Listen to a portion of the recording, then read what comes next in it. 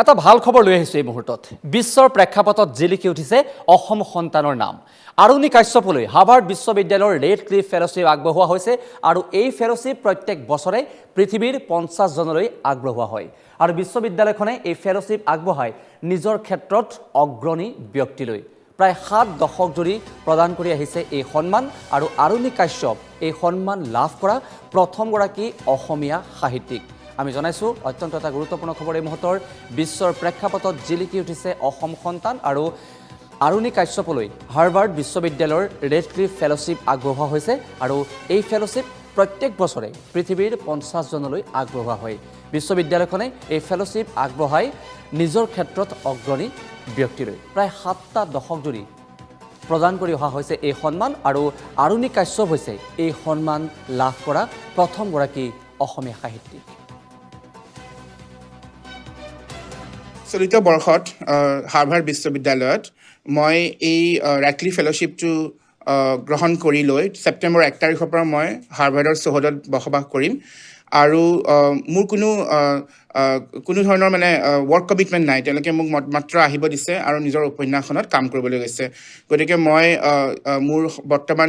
য'ত কৰ্মক্ষেত্ৰ university of Georgia তাৰ পৰা মই ছুটি লৈ পেলাই কৰ্মৰ পৰা অব্যাহতি লৈ মই বষ্টন চহৰলৈ কেম্ব্ৰিজ চহৰলৈ মই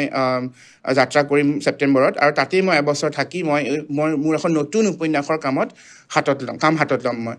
উপন্যাসখনৰ কথা মই বেছি ক'ব বিচৰা নাই কাৰণ মই অলপ অন্ধবিশ্বাসী মই ভাবোঁ যে এখন উপন্যাস লিখাৰ আগতে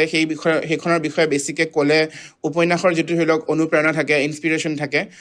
উপন্যাসবিলাক চঞ্চল আপোনাক এৰি পেলাই যেন গুচি যায় মোৰ সেই ভয়টো অত্যন্ত সদায় আছে গতিকে মই উপন্যাসখনৰ বিষয়ে বেছিকৈ মই বিশদভাৱে ক'ব খোজা নাই কিন্তু মই থুলমূলকৈ ক'ম যিটো কথা হয়তো হাৰ্ভাৰ্ড বিশ্ববিদ্যালয়ৰ ৱেবছাইটতো দেখা পোৱা যাব ৰেডক্লিফ ইনষ্টিটিউটৰ যিটো মানে তেওঁলোকৰ ৱেবছাইট আছে তাত তেওঁলোকে আমাক উপন্যাসৰ বিষয়ে দুআষাৰ ক'বলৈ কৈছিলেও আৰু সেইটো হয়তো প্ৰকাশ হ'ব কিছুদিনৰ পিছতে গতিকে মই এই উপন্যাসখন অসমৰ পটভূমিত লিখিছোঁ আৰু মই 90 দশকৰ অসমৰ যিটো সন্ত্ৰাস জৰ্জৰ পৰিস্থিতি সেই পৰিস্থিতিটোৰ আধাৰত মই এটা সৰু ল'ৰাৰ দৃষ্টিভংগীৰে মই উপন্যাসখন লিখিবলৈ মই প্ৰয়াস কৰিছোঁ আৰু বিশেষকৈ ইয়াৰ পটভূমি হৈছে গুৱাহাটী ডিমৰীয়া অঞ্চল যেনে মায়ং আপোনাৰ তাৰপিছত তেতেলীগুৰি মৰিগাঁও অঞ্চল য'ত আমাৰ সম্পৰ্কীয় মানুহ আছে য'ত মই সৰুৰে পৰা খেলি ধূলি ডাঙৰ দীঘল হৈছিলোঁ এইখিনি ক্ষেত্ৰ সামৰি মই উপন্যাসখন লিখিছোঁ আৰু মই ভাবোঁ যে আমাৰ ডিমৰীয়া অঞ্চলৰ আৰু মায়ং অঞ্চলৰ যিটো বুৰঞ্জী সংস্কৃতি আৰু সমাজ ব্যৱস্থা এইটো অত্যন্ত আপোনাৰ ব্যতিক্ৰমী অসমৰ বা ভাৰতৰ বা পৃথিৱীৰ আনবিলাক জেগাতকৈ